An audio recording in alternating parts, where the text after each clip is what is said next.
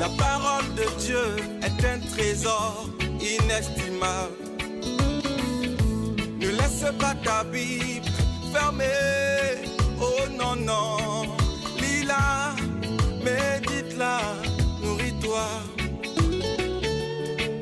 Lis-la, médite-la, nourris-toi.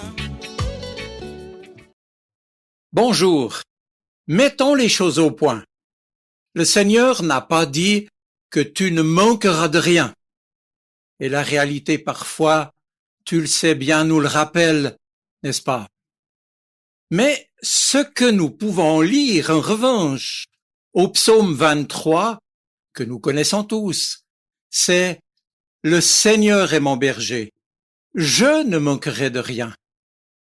Et cette affirmation personnelle de l'auteur du psaume est l'expression de sa propre certitude que Dieu prendra soin de lui, quoi qu'il puisse traverser.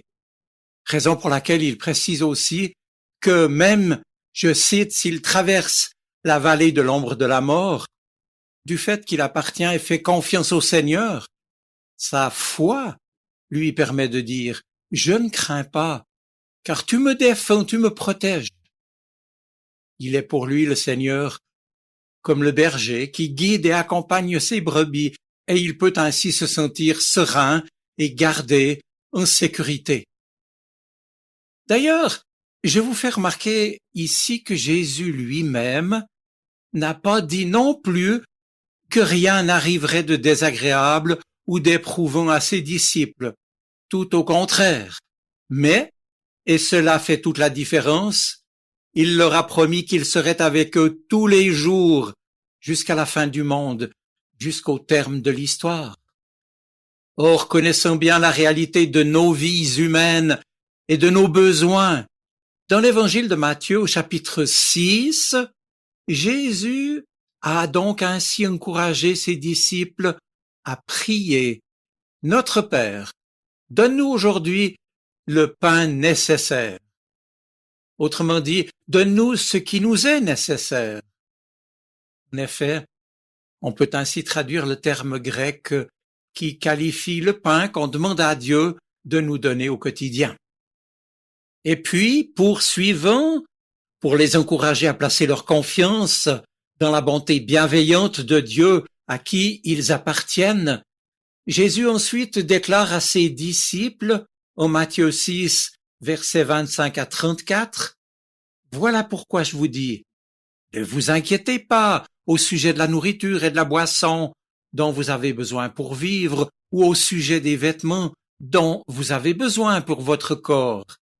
La vie est plus importante que la nourriture, et le corps plus important que les vêtements, n'est-ce pas? » Jésus conclut alors, « Ne vous inquiétez donc pas en disant « Qu'allons-nous manger, qu'allons-nous boire, qu'allons-nous mettre pour nous habiller ?» Mais votre Père qui est au ciel sait que vous en avez besoin.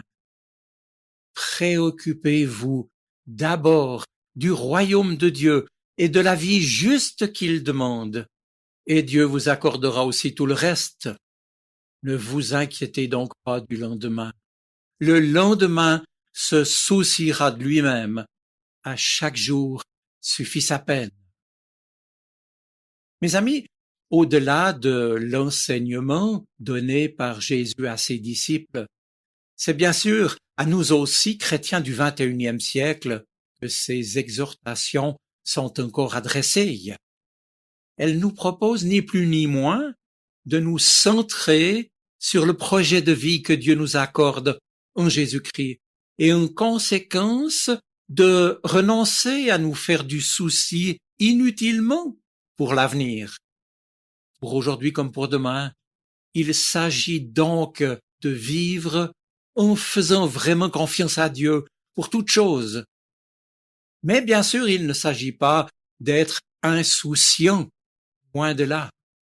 Et la prière que Jésus nous a enseignée, « Donne-nous aujourd'hui notre pain de ce jour » ou bien « Donne-nous ce qui nous est nécessaire », cette demande du Notre Père illustre précisément la confiance en l'amour de Dieu pour nous, et plus encore, avec la précision formulée par la demande, donne-nous aujourd'hui.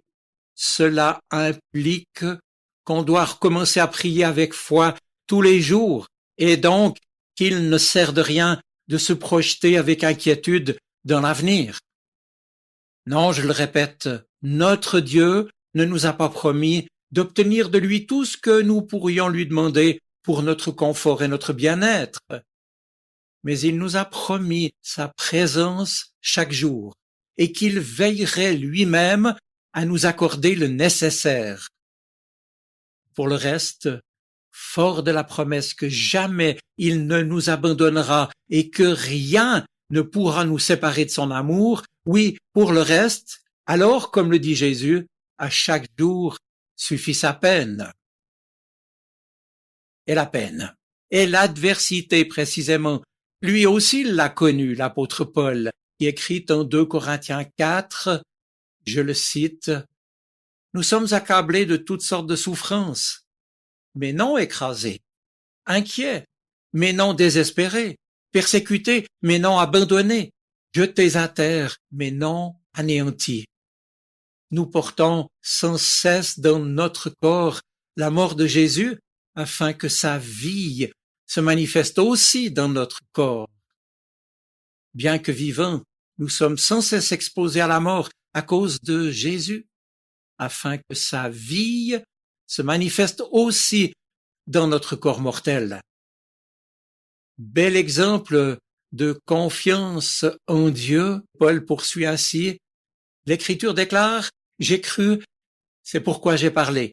Eh bien, nous aussi, dans le même esprit de foi, nous croyons, et c'est pourquoi nous parlons.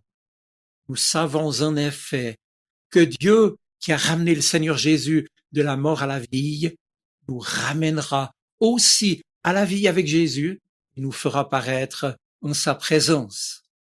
C'est pourquoi nous ne perdons jamais courage. Même si notre être physique se détruit peu à peu, notre être spirituel, intérieur, se renouvelle de jour en jour.